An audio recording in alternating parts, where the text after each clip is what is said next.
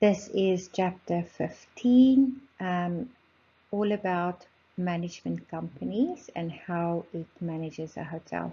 If you remember, in chapter 6, we spoke about ownership, and one of the methods was management companies operating a hotel for an owner. So this chapter speaks about how a management company, operates a hotel. So why does management companies exist? Now remember that a hotel is a very special kind of real estate because it operates 24 hours a day and it has readily specialized services. So you actually need somebody or something that requires special expertise to operate this hotel. And that is where a management company comes. So where did it start? As I said, hundreds of years ago, hotels were started and operated by the owner, by the hotelier. Like restaurants were started by chefs and they operated as well. So many hired professional hotel managers and operated their hotels as independent operators or properties. Okay, they were also real estate investors. So how it started or how it worked was they signed early lease agreements where the company hires and manages the entire hotel staff. So the owner has got no, you know, a say, or they've got nothing to do with the staff in the hotel. The management company operates it. They hire and manage the entire staff of the hotel. They collect all the revenue from sales. They make sure that all the bills are paid, the salaries are paid, and all of that. They pay all the operating costs. They also pay rent to the owners for the use of the facility. Then they also earn share of the hotel's gross operating profit. So how do they get paid? They work on a 2/3, 1/3 lease. Obviously, being the owner, most of the profit, well, 2/3 of the profit would go to the owner, and 1/3 would go to the hotel management company or the management company. Okay, so that's basically how they get paid. There's also a term called the incentive fee. That is the portion of the management fee that is based on a percentage of a negotiated level of profitability. So obviously the company needs to make a percentage of profit. So if they reach that percentage of profit, a portion of that fee would then go to the management company. So it's a good motivational effort, I would say, as well. So this, I need you to please mark extremely NB. Okay, this is a long question where you will get asked, what is the provisions in a management contract? So firstly, what is the definition of a management contract? It is a written agreement between an owner and an operator where the operator assumes full responsibility for operating and managing the property for the owner. Okay, they run the whole hotel for the owner. Now, sometimes the operator can be a chain, okay, or it can be an independent management company that operates the hotel. They also operate, if it's an independent management company, they can also operate a franchise hotel. So here is the provisions. A provision is the different parts of that is in the contract. Okay, and you need to know this by heart. So the provisions is not only important for the owner and the operator, but also for the investors. Remember the lenders who gives the money for the project or for the company. The reason why we need to have provisions in a management company is so that if there's any questions or any differences, they need to go back to this contract and say, but hang on, you are responsible to pay this, or you are the one that needs to look after this. Okay, so it resolves any differences between the owner and the management company. So the first thing that needs to go into the contract is the operating term. That means how long. So it defines the length of the initial term of the contract and its renewal option. So normally it is for an average of 12 years. So they literally sign a contract of 12 years, saying that the management company will operate the hotel for 12 years. And then they can look at renewal options. Then the next one is fee structure. It outlines the fees that the owner must pay to the operator for managing the company. So what fees must the owner pay? And then the next one is the technical assistance fees. It basically covers the time and expertise of the operator as a consultant in the design of the facilities. That obviously would be if it's a very brand new hotel, the beginning stage, okay? So remember now that the management company is an expert, né? So they know everything from the design and all of that. So it includes the interior design, it includes the architectural design and all that. So it's a technical assistance. Then you have your pre-opening management fee. This is basically before the hotel opens. That includes the whole planning of the pre-opening, the staffing, the training of the staff, the whole marketing of the pre-opening, as well as the budgeting, who pays for what. And then the basic fees includes the management fees, and then basic fees also includes the operator to manage the property. Then the next provision is the operator reimbursable fees. That means things that the operator or the management company will pay for, but then later on get reimbursed. So that would include the centralized reservation systems, bulk purchasing services, national advertising campaigns, and accounting services. For instance, the company or the management company's corporate office provides the reservation system.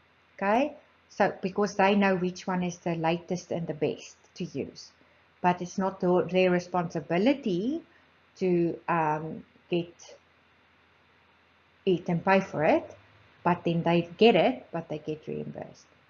Then reporting requirements is the next provision. It defines the types of reports that will be provided by the operator and the owner. And it also outlines how frequently. Now remember, this is to do with money. So the owner wants to see the budgets. They want to see the financial statements, the marketing plans, all of those things. So it stipulates how often and when the owner and the investors would like to see the forecasting plans, the budgets, the financial statements, those kind of things. So that stipulates that. Then the next provision is approvals. It says what area approvals are necessary. So here the owner has a say. The owner has to approve employing the general manager, the controller, and the director of sales.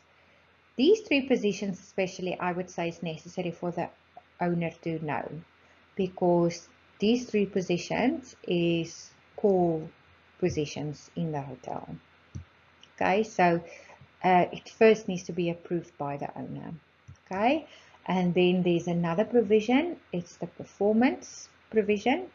There's a clause in the contract that allows an owner to terminate the management company.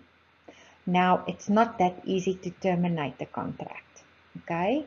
They also have a probation period, obviously the management company, just like when you start a new work, you have a 3-month probation period to prove that you can do the job, okay? So it's also known as an implementation period, that the management company have to achieve the certain standards. Obviously, it's not 3 months. It's most likely a couple of years where they need to have made a certain amount of profit or achieve certain standards or something like that. But with regards to the contract, there's 3 conditions for termination. that is when the owner can terminate the contract. They may terminate the contract for non-performance. Now, non-performance, I would say from both sides.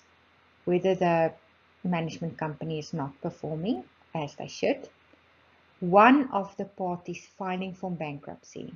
So the owner is filing for bankruptcy, or the management company is filing for bankruptcy, or one of the parties are causing the license to be suspended or revoked.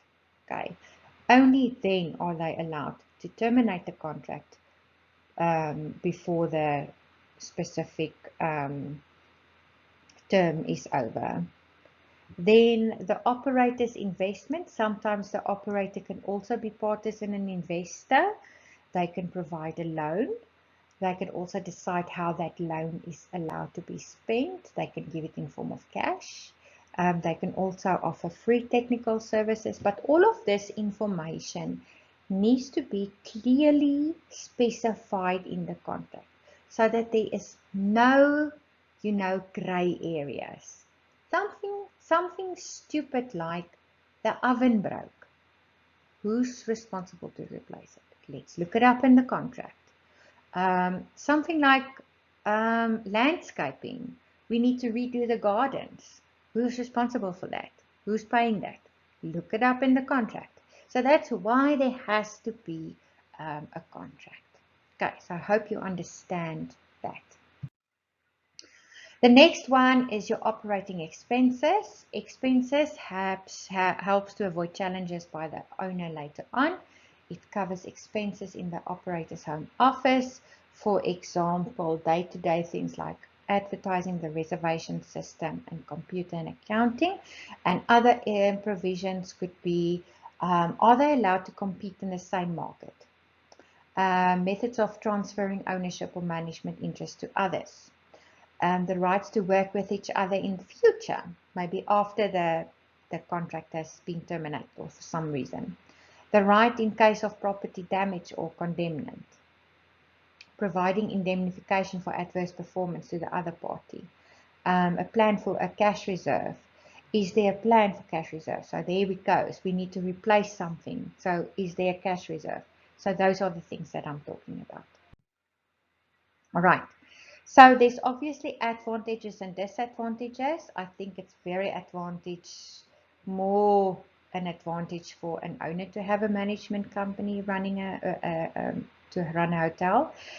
So this is also important for you guys to know. So what is the advantages for an owner to have a management company? They basically buy the services of an established hotel operator with a proven hotel record that has a good reputation. So that increases their potential for profit. So an experienced operator can offer marketing expertise and systems of cost control that would have otherwise not be available for the operator. So you literally are guaranteed that your hotel will succeed and survive. The disadvantages for the owner, obviously, is with regards to the money, because you are carrying the most of the financial burden and you are responsible to fund your properties. So you have to make up losses or insufficient revenue to cover any operating costs if there is a shortfall. So the biggest disadvantage is money. What are the advantages for the operator? I'm so sure there's more, but anyway, the book only sees two. It can control a large number of properties with a relative limited investment. So I would say they make a lot of money because they don't necessarily just run one. And then the operator's financial risk is much lower than that of the owner. So they don't have, if something fails, they don't lose, okay, because most of the financial risk is to the owner. And then the disadvantages would be their reputation. So if in case anything bad happens, it's their reputation that's on the line if they didn't make it. If there is a shortfall of funding, they have to go to the owner. Unless the operator provides equity and the owner makes decision regarding the property's development. And then the owner can dismiss the operator or decide not to renew the contract. So it might mean that they throw away any opportunities that they can have in future to work together. Okay, so there is unfortunately disadvantages. So I hope that you enjoyed this chapter. So please make sure that you know the management contract in detail.